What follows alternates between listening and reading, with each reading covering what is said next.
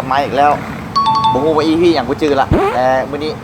มาเป็นแตกตอนค่ำฝนตกยิบๆจักมานั่งอยู่เสียในจี แม่ละตอนนี้เขาอยู่โกดังเนาะมากับงานคอนเสิร์ตของ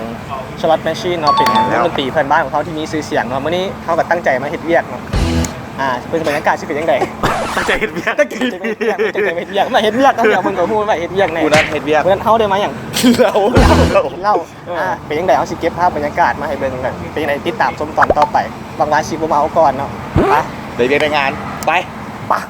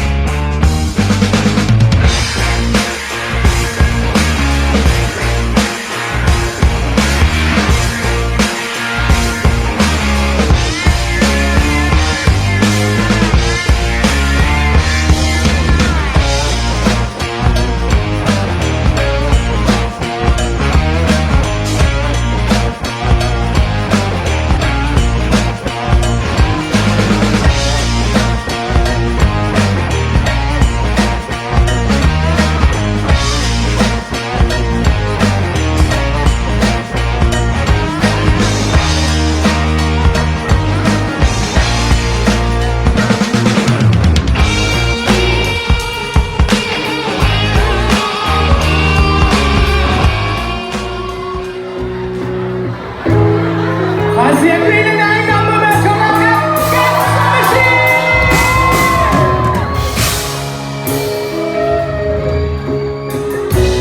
มือกีตาร์เจนี่ซาบิชิ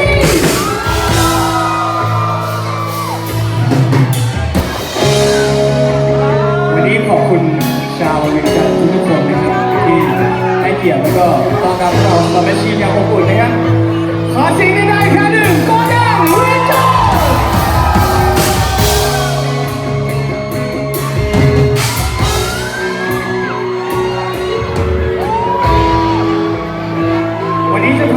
ชาวเวียงจันทร์ไปเที่ยวดวงจันทร์ได้หรือเปล่าขอดูสัญลักษณ์นี้ชูขึ้นมา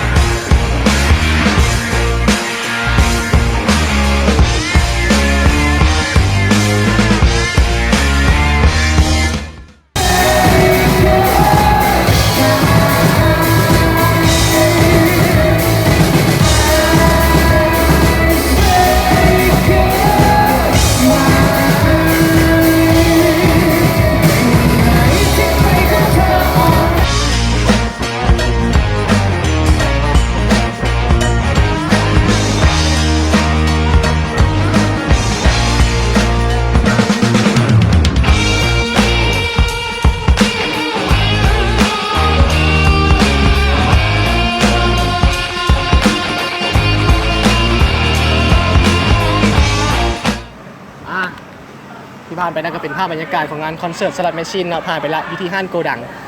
เดี๋ยวร้องกันพี่เห็นนั่นแหละไปจบมื้อนี้อย่าลืมเนาะโอกาสหน้ามีงานดีๆอย่างนี้เขาชิมาใหม่แล้วก็โกดังเนาะมีทุกปีอยู่แล้วใครที่พลาดงานนี่กะปีหน้าจัดใหม่ติดตามเพจได้ที่โกดังรายละเอียดโปรโมชั่นมีเรื่อยๆฝากติดตามด้วยกัน แล้ววันนี้ของการเข้ามา สบายดีไป